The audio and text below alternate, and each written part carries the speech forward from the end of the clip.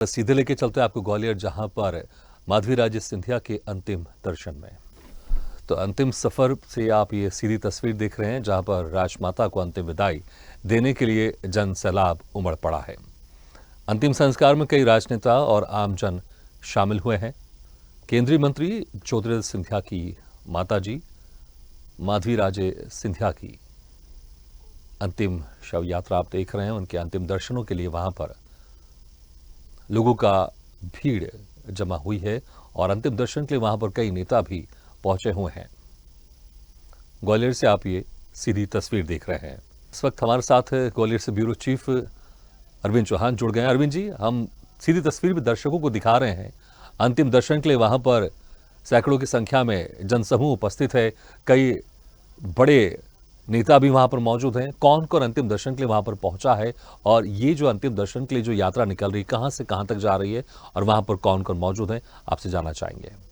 भागीरथ, साफ तौर पर देखा जाए कि माधवी राजे सिंधिया का जब से निधन हुआ है तब से पूरे ग्वालियर सहित पूरे प्रदेश में कह सकते हैं शोक की लहर है।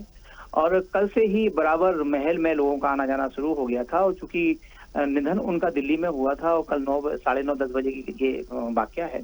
कल अंतिम दर्शन दिल्ली में जो स्थानीय लोग थे वहां हुए हैं। इसके बाद आज सुबह 11 बजे उनका पार्थिव शरीर विशेष विमान से ग्वालियर आया और इसके बाद 11 बजे के लेके लगभग 3:30 बजे तक यहाँ ग्वालियर में लोगों ने जो उनके अपने लोग थे या कह सकते हैं कि जो रहवासी थे, और अकेला सिर्फ ग्वालियर ही नहीं पूरे प्रदेश से लोग यहाँ पर आए थे, जिसमें काफी बड़े नाम हैं।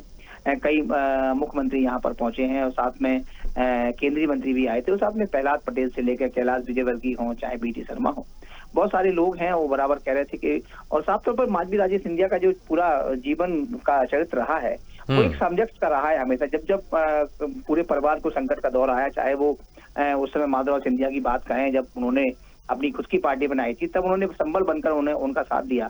इसके बाद 2020 में अगर बात करें, जब ज्योतिरादित्य सिंधिया पार्टी बदलकर भाजपा में शामिल हुए थे, तब उन्होंने बड़ा सहयोग किया और पूरी ताकत के साथ उनके साथ खड़ी रही।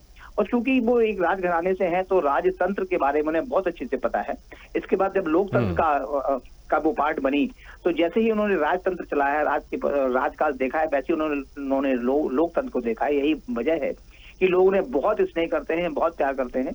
बहुत सारे यहाँ ऐसा कोई मंत्री पूरे मध्य प्रदेश का नहीं है जो यहाँ पर आज ना आया हो और उसके आंखों से आंसू ना निकले हों।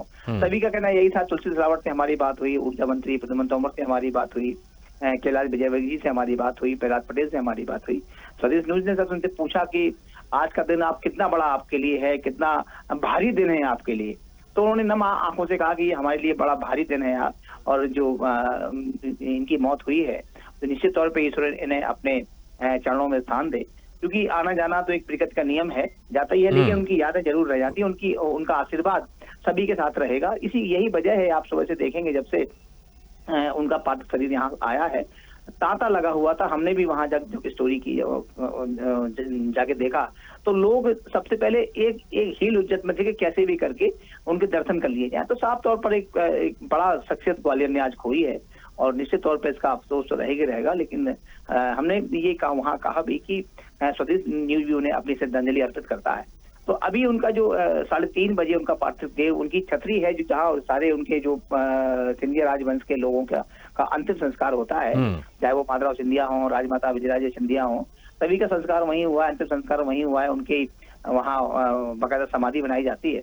तो एक आज अभी 3:30 बजे शुरू होकर वहाँ छतरी पर पहुंच गया है और अब कुछ ही देर बाद उन्हें मुखाग्नि दी जाएगी। उनके बेटे ज्योतिरादित्य सिंधिया उन्हें मुखाग्नि देंगे।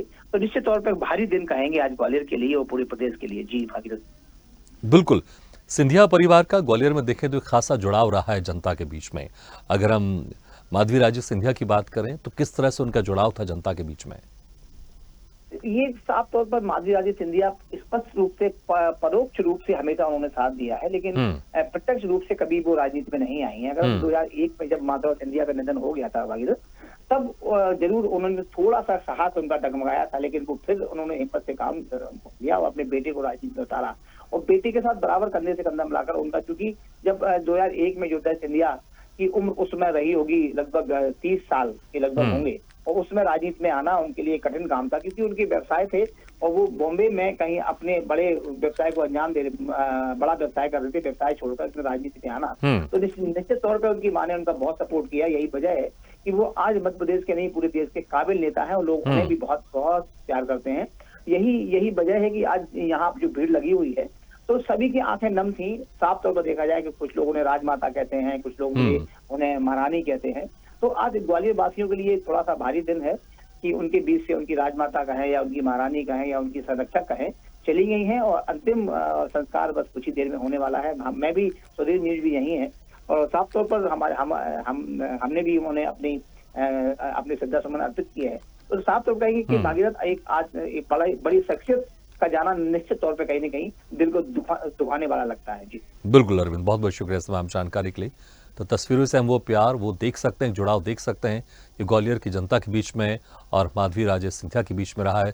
सिंधिया परिवार का जुड़ाव हमेशा से जनता के बीच में रहा है और उनके लिए वाकई आज भारी दिन है, क्योंकि अंतिम सफर में आज वो अपनी राजमाता महारानी के दर्शन कर रहे हैं।